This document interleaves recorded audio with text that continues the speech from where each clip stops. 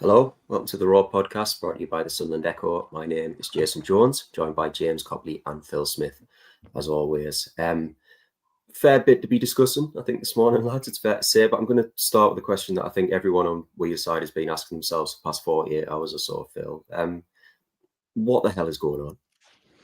It's unbelievable, isn't it? I was thinking about this in like any other sort of year, a Brian Brobbey spinning volley to rescue a point against the league leaders would be like a strong moment of the year, moment of the season contender. But like, I don't know if it even makes the top 25, makes the top 5 in Sunderland in 2025. It's just absolutely bizarre. All those years where we felt like we'd done something to upset the football gods, and now it feels like it's just gone the other way. And if anything good can happen, it'll happen to Sunderland at the moment.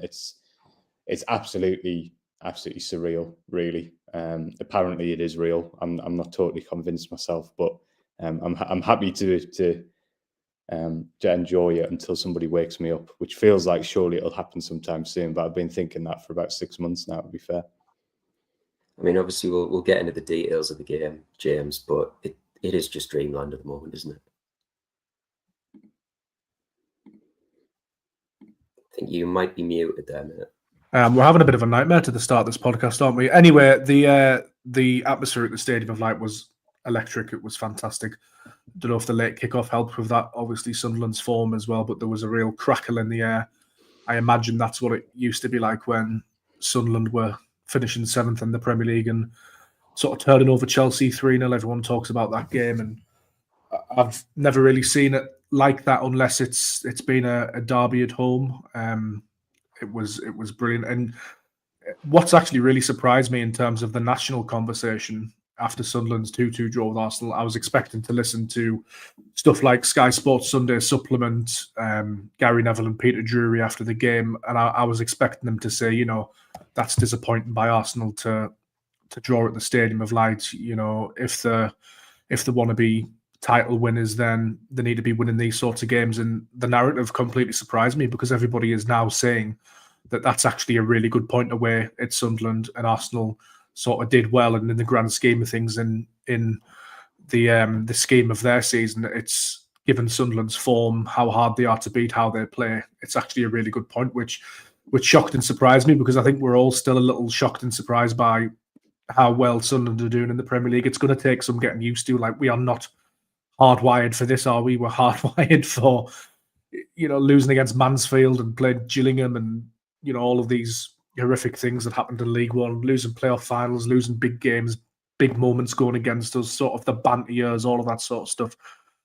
So it just feels brilliant at the moment, and sort of long may it last, this sort of weird, magical carpet ride that we're all on. I hope it goes on forever, because it's sublime at the moment, and the past 6 months have been incredible. Any sort of Sunderland fan will tell you, sort of this generational run, really, since the playoffs. We haven't seen the likes of it.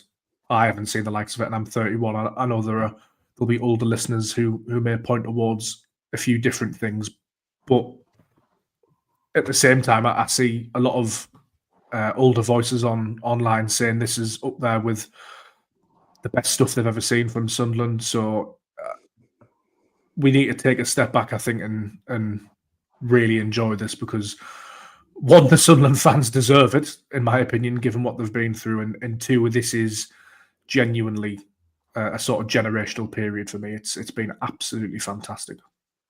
Yeah, it really has. It's been class, hasn't it? And I mean, Phil, we're coming into the November international break now. Someone had said to you at the start of the season that Sunderland would still be unbeaten at the Stadium of Light at this stage of the campaign. I mean, you would have thought they were crazy, wouldn't you?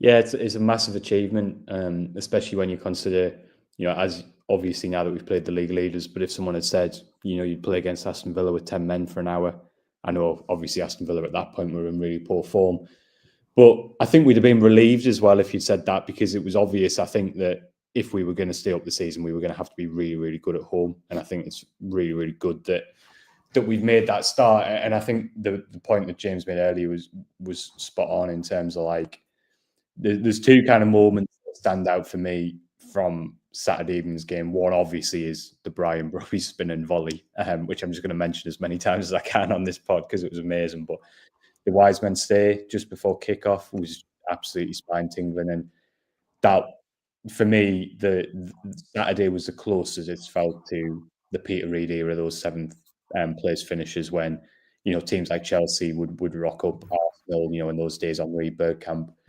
And you'd be excited to see these players, but you'd feel like someone were going to give them a game. And I think that kind of unique atmosphere you get, that mixture of excitement, but also kind of pride and belief, is unbelievably powerful, I think. And yeah, for me, it felt like that little bit of, when I was really, really lucky that my first 2 seasons, obviously as a season ticket holder, someone finished 7th in the Premier League. And I think the Stadium Light had a little bit of magic about it in those days. And it feels like we've, something in that, specifically that Dan Ballard goal against Coventry, it feels like it's unlocked kind of the whole thing again. So it's incredibly important, and it feels like, like Mikel Arteta after the game, like he's sick, obviously, that he's conceded in stoppage time, but kind of given the vibe that he's not absolutely devastated with the point at the Stadium Light. Do you know what I mean? And I think that goes to show you how already people are like, this is a difficult game, and that's what it used to be like in the early 2000s. It's a really, really powerful thing. I mean, Mikel Arteta, didn't he? He said that when Dan Ballard's goal went in, that he had a horrible feeling in his stomach, and he sort of insinuated that it was going to be one of those days. I mean, that's so far removed from what we used to. And another sort of note for the fans as well, after going 2-1 down, there's real belief now, isn't it? Obviously, that's generated by the amount of late goals and the connection between the players, the fans, the coach and staff. But I remember, going 1-0 down in League One, and even at times in the Championship, it felt like such a slog, didn't it? And you never really thought that Sunderland would turn it round. But now there's real belief in it, and it permeates through everybody. There's not many people leaving before the end of games anymore, because we know that Sunderland are capable of these late moments. Le Bris has talked a lot, hasn't he, since he came to the club about connection. And it's starting to really, really bear fruit now, because all areas of the club seem connected, from the fan base to the ownership to the coaching staff. Everything at the moment is just pointing in the right direction. And I guess it's a self-perpetuating thing as well, isn't it, Phil? The more results you produce like this, the more performances you put in like this. Obviously, the more belief it generates within the fan base. But then also, the more you are going to build a reputation where teams come to the Stadium of Light, and they have to be a little bit wary, because Sunderland have proven it time and time again that, actually, sort of mentioned it before, but they can give anybody a game now. Yeah, I think that's absolutely right, and you can definitely feel that shift from. We spoke a little bit about it after the Everton game. Arsenal less so much, because they still obviously expect to come here and control and dominate the game. But the contrast in the feeling from an Everton coming up to the Stadium Night on Monday night, and the way they approach that game, both sort of tactically and in terms of the mentality, is already miles away from West Ham on the opening day, probably thinking that it's an opportunity for them to win a game against a newly promoted team. I think that shift is absolutely massive, and you can already kind of feel that. So it's a very, very, as I said before, it's a really powerful thing. I turn up kind of expecting someone to get something out of the game at the Stadium of Light, and at the start of the season, that's where you want it to be. But if someone had told you it would be this, someone would be this strong already, I'm not sure you would have believed them. So it's kind of the bedrock of the season, and then anything you can pick up away from home is a bonus. And so far, Sunderland have done that aspect of things pretty well as well.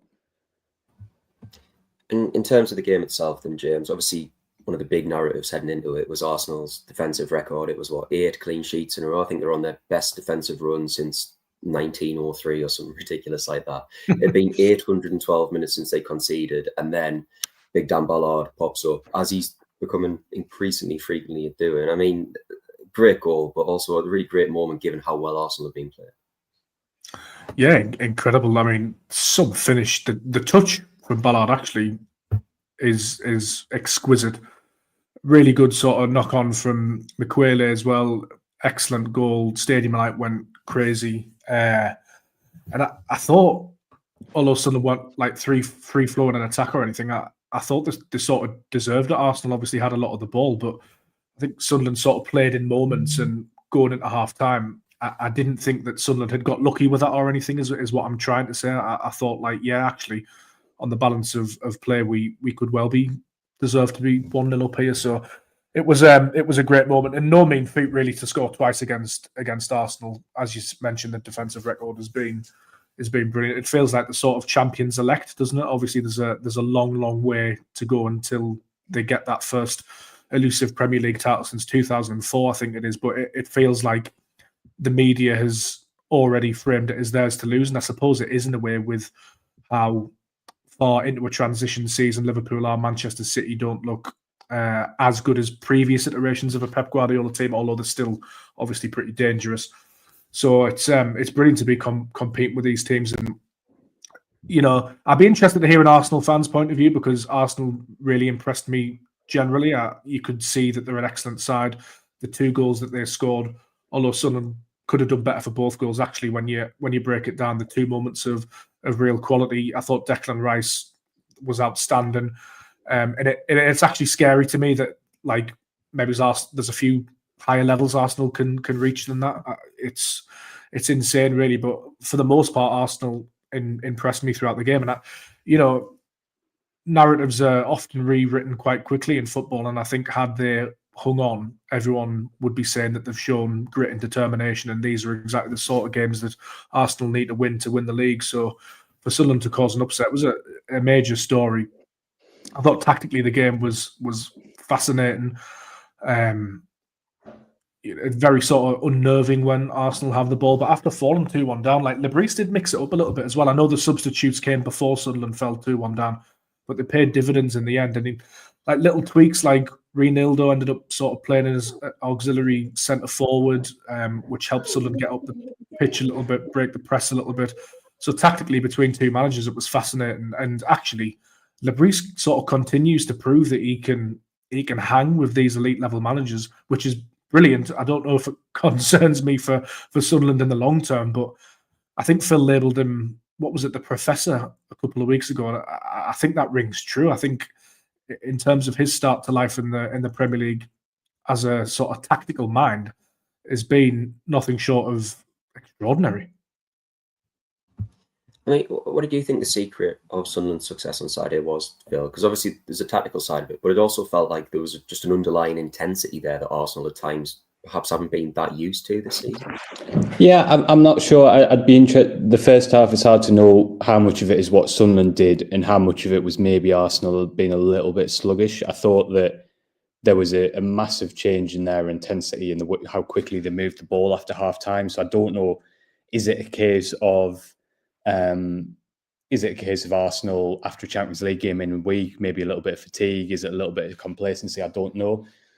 I thought that, the difference in players like Saka after half-time was massive. I think in some ways the most interesting aspect of the game for me, in terms of what you're mentioning there, Jace, is how we actually managed to get back into the game late on.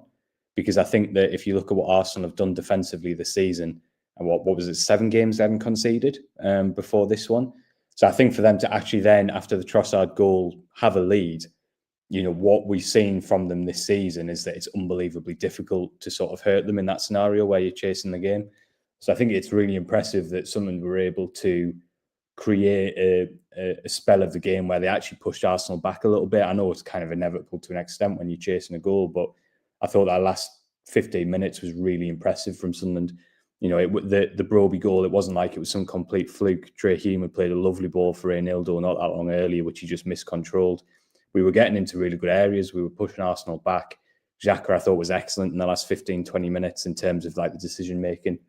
So I think that is the bit that probably from a kind of like tactical perspective, I'm probably most excited by the fact that Le Bris made a really aggressive substitution on the hour mark. Took a little while for the positive impact of that. But the way we were able to sort of get ourselves back into the game, I think that's something that gives me a huge amount of confidence going forward, that there's game-changing options on the bench. And we were able to put, let's be fair, one of the best defences in Europe under a real kind of spell of pressure at the end of the game.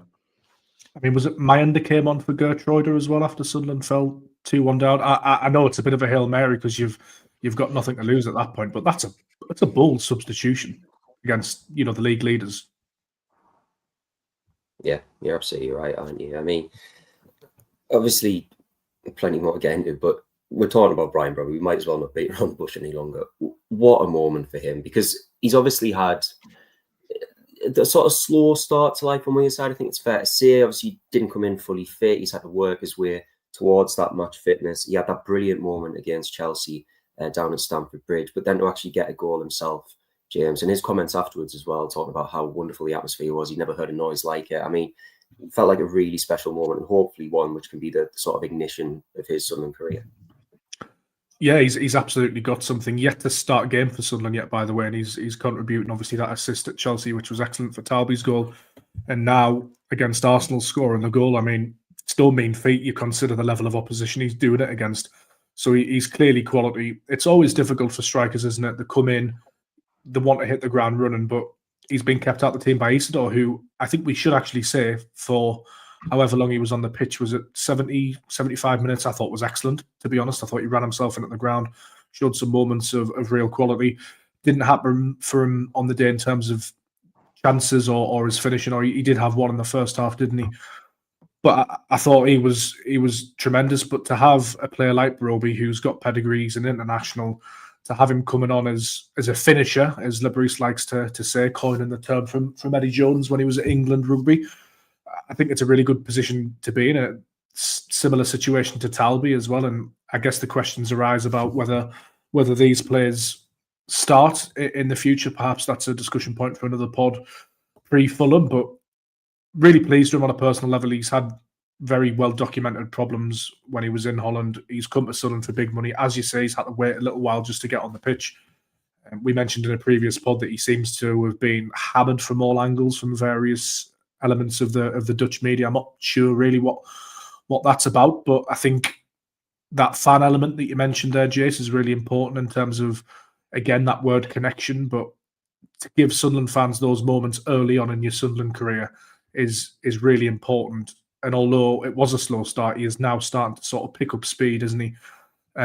Two absolutely wonderful moments. And it's, I mean, you try doing that finish against Arsenal, like in the park or on the AstroTurf at Fives or something. You're not going to get very far, especially with William Saliba breathing down your neck. So fair play with him. It was a moment of real class, I thought, and the celebrations afterwards were brilliant. I think he said, as you hinted, that he'd never heard anything like that after the goal in terms of the fans in the stadium. So just very nice. I'm running out of superlatives, to be honest, to describe what was another brilliant evening. Yeah, I sort of felt exactly the same. Final whistle, I was like, gonna have to go into work on Monday. Gonna have to talk about this, but I feel like how many more ways can we dress this up positively? Because it just keeps on rolling and rolling, doesn't it? I mean, I guess maybe a slight tinge of disappointment, Phil. We've sort of alluded to it, but the two goals that Sunderland conceded, obviously the first one, especially with Enzo, very preventable, isn't it? Yeah, it's one of those, isn't it, where especially against Arsenal, you just take the easy option, don't you, and just play back in the roofs. I guess it's part of what Arsenal do, is the intensity they play out, and they're so good out of possession that they force mistakes, don't they? The fatigue that they kind of create by their intensity and their discipline out of possession forces errors. So that was obviously really, really disappointing. The second one, yeah, I think the second one was pretty disappointing because I thought Hume had an amazing game against Trossard, who I thought had been really, really poor. And then obviously Hume's had to go and mark somebody else for that one. And again, Siddiqui had another terrific game, just couldn't get close enough to Trossard. And it's an unbelievable finish. I get what you mean, because there's that element of frustration that, like, you've conceded 2 goals against Arsenal. You don't really feel like Roos has had many saves to make. So that kind of feels like it stings a little bit. But the other thing is that's the levels, right? The quality of the 2 finishes is out of this world. And, the Saka one probably goes under the radar a little bit, but he takes it early, which catches Roos out. He goes for the near post on his weaker foot, which catches Roos out. It's an absolute postage stamp in terms of the only part of the goal where he can beat Roos. He finds it. Those are the levels, right? It's kind of as simple as that. They're 2 real world-class finishes. But I do totally get what you're saying, because you kind of expect Roos to be having to make 9-10 saves and to feel like it's a little bit of a siege. And for the most part, it didn't really feel like that. So it definitely stings a little bit. But there is also that aspect of you just have to hold your hands up. That is particularly in Saka's case, that is a world-class forward. I'm just, one of the best things about this whole thing for me is getting to watch this level of player again. Do you know what I mean? Like this week we've had Grealish and Saka. Just really thoroughly enjoyed watching them both. I think that's a big part of the Premier League experience. And it's one of the reasons why, I'm so buzzing that we got promoted, because I'm harking back again, but, in the early 2000s where every week it was like, oh, it's Henry this week or Gerrard the next week. And, there'll be a generation of Sunderland fans who kind of started going in the League One era. And the idea that they're getting that buzz again, that they get to watch all these players.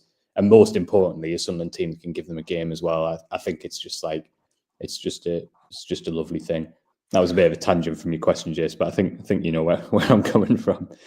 Just on Roofs as well, we spoke to him after the game, and I agree with you, Phil. I didn't think he could do much with either goal, and we sort of put that to him. He said, "Oh God, those two finishes, not a lot you can do," and he sort of batted it back to us and was like, "Oh no, I should have done better for both." And I just thought that was a little glimpse into the mentality of this Sunderland squad, where they're sort of constantly trying to up the levels and evolve. And he was adamant that as a goalkeeper, you can always do better. How he's going to save that Trossard one, I'm not sure. Maybe it's the Saka one, but the finish is so early and so good and so powerful and so accurate that I think any goalkeeper would struggle with that. But I thought that was an interesting aside that he was.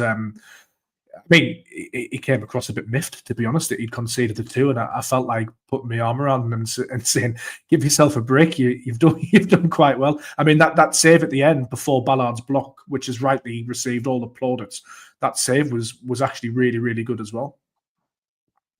I think if Robin Roofs saves that Trossard shot, that they're already drawing up plans for the statue, aren't they? How can he? He hasn't kept that out, I suppose flip side as well, Phil, there's been some slightly aggrieved Arsenal fans online, a couple of refereeing decisions, one of them being the Zubimendi foul on Isidore in the build-up to Sunderland's opener. I mean, interested to get your view on that, because it feels a bit borderline, doesn't it? I've only seen one replay, and I thought it looked like a decent challenge. I thought he was a little harshly done by with that one. I really liked Zubimendi. Obviously it's the first time I've seen him play. I thought he was really, really good. I think that is one where I don't think it's like a referee howler, but I think if it's the other way around, you'd be miffed. I think it's fair to say that. So I kind of get that one. The Ballard one on Marino that's been doing the rounds and getting some discussion, I'm just absolutely completely baffled by. Like, centre half puts his arm across striker to head the ball away. I'm just, I'm like, sometimes when you're watching a clip and you're seeing what people are saying about it, and you're like, I'm completely baffled by this. I just don't understand. He's just put his arm across as any defender would. So yeah, I don't know. I thought that I can see the frustrations with the Isidore foul, not so much with some of the other ones, and the Brobbey goal as well. That's just good centre forward play. So yeah, on the whole, I don't quite get where some of it's coming from, but I did think Zubimendi, I can see why you'd be a bit frustrated if you're an Arsenal fan with that one. Yeah, absolutely. And obviously, in terms of individual performances, James, Dan Ballard with another all-timer, goal, assist, like you say, that block at the end as well. I mean, he's just absolutely imperious, isn't he? Yeah, I read a comment online. It tickled me, actually. It's almost like Dan Ballard woke up on the morning of the Coventry, and the first and the second leg, actually, and just decided, well, I'm going to be the best centre-back in the world now. It genuinely feels like that's happened, because his levels of... He was good anyway, but his levels have just gone through the roof. I know he was unlucky early on in his Sunderland career with injuries. He's obviously maturing. I think, what is he, 24, 25 now? Should be in the England squad if you listen to some pundits, despite him playing for Northern Ireland. But I think that's a big compliment, actually, that he's sort of in those conversations, weirdly. Talking to Sunderland's club historian Rob Mason over the years, and you'll remember the podcast well, Phil, when Charlie Hurley sadly passed away. And Rob can obviously remember that era and remembers going to Roker Park when Charlie Hurley was playing. And he says there was this sense around the ground when Charlie Hurley would go up from defence for a set piece or a corner, which wasn't actually the done thing back in the day, really. So he was sort of a pioneer. And you're sort of starting to get that sense of feeling when Ballard's around the box or going up for a set piece or anything like that, or he's involved in one of Nordy's long throws. Like, there's this sense of anticipation. There's this sense that things could happen. I mean, the performance generally is sensational. The touch and the finish for the goal, the assist for Brobbey, brilliant, and the block at the end is fantastic, as well as being a little bit underrated in my eyes in terms of him bringing the ball out from defence. He's actually very good at it, and he picks a pass very well. It's certainly an underrated part of his game. I thought against Everton, actually, for the first 20, 30 minutes, he did struggle a little bit, but as soon as he started to put his game together, then Sunderland improved massively. I think he's crucial and he's key. But what a nice problem to have as well, that Alderete will be back hopefully after the international break. And, you know, where does he come in? Does Gertruida come out? You know, you can't drop Ballard, surely. Nice problems to have up and down the pitch. But I think we spoke to Ballard after the game as well, and he's a very humble, unassuming bloke. And I actually put the question to him. I said, you know, are you aware of, you know, how much of a sort of Sunderland icon you are becoming? You know, how loved you are by the supporters? And he was very, very modest about it. You could tell it wasn't something that he necessarily wanted to talk about. Maybe it's made him feel a little bit uncomfortable, which wasn't my intention. But I just thought that was a nice little glimpse into the fact that he just likes to play his football and to get on with it and to focus on his game, and everything else that's happened sort of seems to be a bit of a side consequence for him. But really nice bloke as well, and I'm delighted for him because he's some player, and he will go down in Sunderland folklore now with that mural on the other side of the Weir Bridge. He's had a huge impact. Joined the club just after they'd been promoted from League One as well, so he's been here a long time. But fantastic performance against Arsenal. It's been some journey, hasn't it? Obviously, Phil, another international break. Time for a bit of reflection. I mean, coming into this block of games that Sunderland have just played, I think we all would have taken 8 points unbeaten, 4 points from Chelsea and Arsenal combined. I mean, really good run for Sunderland, hasn't it been? Yeah, I was actually thinking about this after the Arsenal game. I suppose you could look at it and say 3 home games, so there's an element of opportunity there. But it's easy to forget that there was an element of almost nervousness coming in the Wolves game. Not because Sunderland were playing badly, but I think Wolves had finished the previous international break with 2 draws against Spurs and Brighton. I think they conceded stoppage time in both. We just lost at Man United. You know, I think Sir Wheeler being on 11 points at the time, Wolves on 2, and it felt like a pressure game because if Wolves win, it's a 6-point gap. But do you know what I'm saying? It felt like it was still a good start, but it could be a little bit of a tipping point. So to win that game with relative ease, not a vintage performance as we discussed at the time, you know, to then go and beat Chelsea and then get 2 points this week, you know, I think there's an element of, you know, the Everton game, there's a little bit of tinge with frustration because maybe it was a little bit of an opportunity missed. At the same time, you have to kind of give the players credit. They've produced 1 bad half hour, really, in 4 games, which at Premier League level is no mean feat. So I think you're absolutely right to point that out, Jace. I think it's something that's worth remarking on that, you know, there was going 2 points per game in this stretch, although we've had 3 home fixtures. That did not in any way feel inevitable when we came into this block of fixtures. We were talking about this being the start of things getting tougher. And good job we did, because as we expected, West Ham are getting better, Nottingham Forest are getting better. There was no way these teams were ever going to get completely cut adrift at the bottom.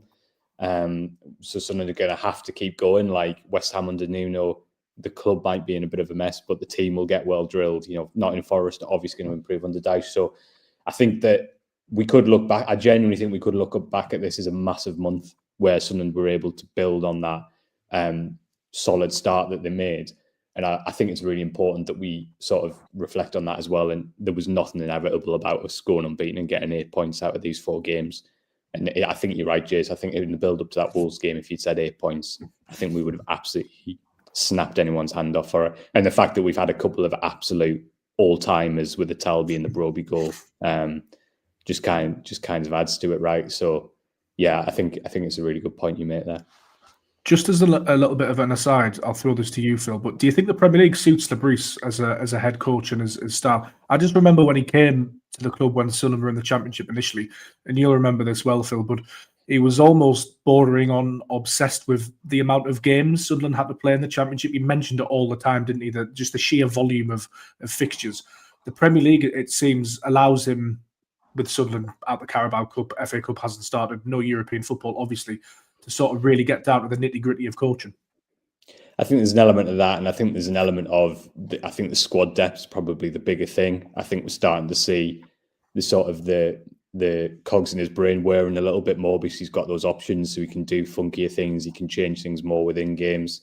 So I think that's probably the biggest part of the story. And I think that the thing I love most about Le Bris, there was a I'm going to go on a tangent here. I'll try and keep it quite short, but there was a he was asked.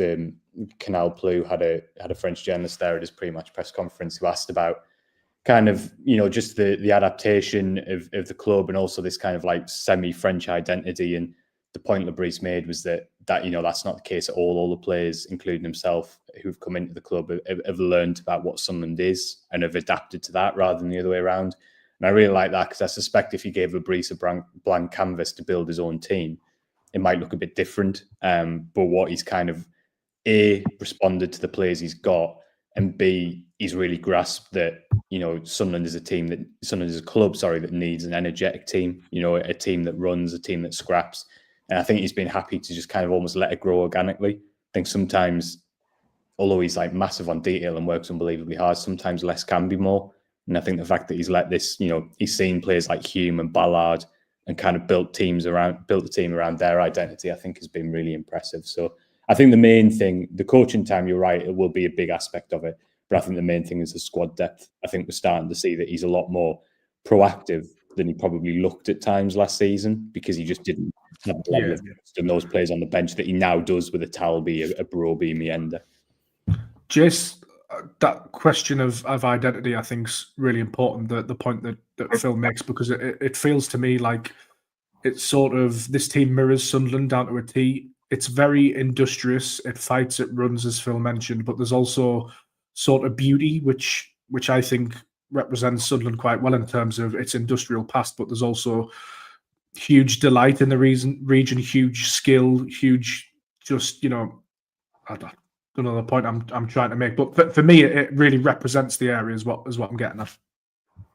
Yeah, I think you're absolutely right. And I think it's interesting as well that we heard Kirill talk about it in that interview he did on Sky Sports. You know, it seems to be something that they are really acutely aware of. And obviously it's been that way for a while, but like Phil sort of alluded to earlier with what happened in the playoffs, especially that night at the Stadium of Light, the Ballard goal, it feels as if the club has tapped into another level where they've sort of really internalized that and they've really come to understand that actually this is what it can be when everything is pulling in the right direction and everyone's moving towards the same goal. And I think they do deserve an immense amount of credit because, like we spoke about on the podcast last week, it hasn't always been perfect. There have been some very dicey times under this ownership, or, you know, the current structure of the club. But the fact that they've been able to bring it to the point that it is now, and that they are so willing to embrace, you know, the area, the sort of identity of the city and to fold that into it as well. I think it's really important, you know, and